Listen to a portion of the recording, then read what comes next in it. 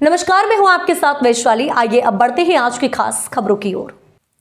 आदाब। संवाद के इस एपिसोड में आज हम बात करेंगे सिवान के पूर्व सांसद मोहम्मद शहाबुद्दीन के बेटे ओसामा साहब की गिरफ्तारी के वक्त लगे पहले जेल तब बेल फिर बिहार में हुई खेल नारे और अब ओसामा साहब की जेल से बाहर निकलने के बाद की राजनीति की।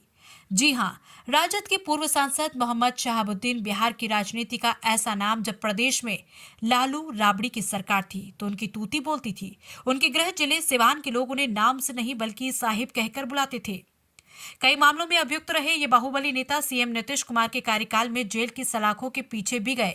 बाद में 2015 में जब राजद जदयू कांग्रेस की महागठबंधन सरकार बनी तो मोहम्मद शहाबुद्दीन जेल से बाहर भी आए, लेकिन उनके सीएम नीतीश कुमार को परिस्थितियों का मुख्यमंत्री बताते हुए दिए गए एक बयान ने उनकी पूरी सियासत ही खत्म कर दी। इसके बाद फिर उनको जेल जाना पड़ा और अंत में सलाखों के पीछे ही उनकी मौत हो गई। इन सब के बीच राजनीतिक हलचलों में ये कहा जा रहा है कि दिवंगत पूर्व सांसद मोहम्मद शहाबुद्दीन की बेगम हिना साहब बेटे ओसामा को राजनीतिक विरासत सौंपने की तैयारी में है। यही कारण है कि राजनीतिक महकमे में उन्हें आने जाने का मौका दे रही है। इस बानगी को उस वक्त देखने को मिली जब हिना साहब ने अपनी बेटी की शादी के मौके पर न्योता देने के लिए खुद न जाकर अपने बेटे ओसामा साहब को हर जगह भेजा था।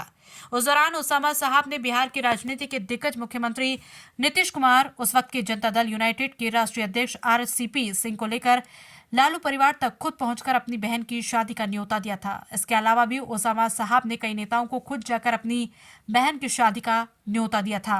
इन सब सियासी घटनाक्रम के दौरान ही एक मामले में बिहार पुलिस ने राजस्थान के कोटा शहर से ओसामा को गिरफ्तार कर लिया। वहां से लाकर सिवान से लेकर मोतिहारी की जेल में पेश किया। कई बार जमानत की दरख्वास्त दी गई, लेकिन अब तक बेल नहीं मिल पा रही थी। ताजा स्थिति यह है कि पटना हाईकोर्ट ने पूर्व सांसद मोहम्मद शहाबुद्दीन के बेटे ओसामा साहब की नियमित जमानत याचिका पर सुनवाई करते हुए जमानत दे दी है। 1 अगस्त 2023 को मोतिहारी टाउन थाना में प्राथमिकी दर्ज कराकर कई तरह के आरोप लगाए गए थे, जिसमें ही ओसामा की गिरफ्तारी हुई थी। दिवंगत नेता मोहम्मद शहाबुद्दीन के बेटे ओसामा साहब को कोर्ट में पेश किया गया। जेल और बेल की कश्मकश के दौरान एक ऐसा खेल देखने को मिला जिसने पूर्व सांसद मोहम्मद शहाबुद्दीन के बेटे ओसामा साहब की राजनीति में धमाकेदार एंट्री को बल दे दिया। एक मामले में मोतिहारी कोर्ट में पेशी के लिए जाने के दौरान ओसामा साहब के काफिले में 200 से अधिक गाड़ियां चल रही थी। उस वक्त से ही राजनीतिक हलकों में ये चर्चा शुरू हो गई थी कि मोहम्मद शहाबुद्दीन की मौत के बाद उनकी विरासत संभालने की कोशिश कर रहे ओसामा अपने पिता के नक्शे कदम पर चल पड़े हैं। दूसरी तरफ आपको याद होगा कि कोर्ट में पेशी के दौरान सिवान कोर्ट परिसर में उस वक्त दिवंगत पूर्व सांसद शहाबुद्दीन के समर्थकों ने पहली जेल तब बेल फिर बिहार में हुई खेल जैसे नारे भी लगाए थे।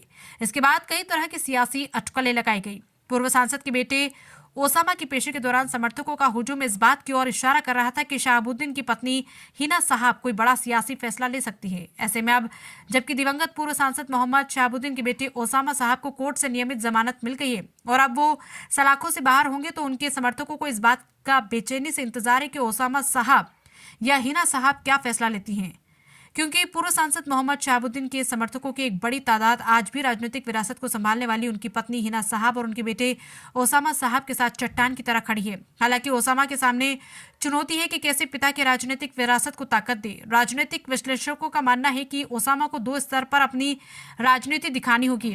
पहला ये कि मोहम्मद शहाबुद्दीन एक समाज सेवी वाला चेहरा था और दूसरा राजनीतिक नेता वाला। वो दोनों चेहरे के साथ जनता के बीच लोकप्रिय थे। इस दोनों के बीच उस ताकत को भी संभालने की चुनौती है जिसकी वजह से मोहम्मद शहाबुद्दीन ने अपना साम्राज्य खड़ा किया। अब देखने वाली बात यह है कि ओसामा अपनी अलग छवि भी गढ़ पाते हैं कि नहीं।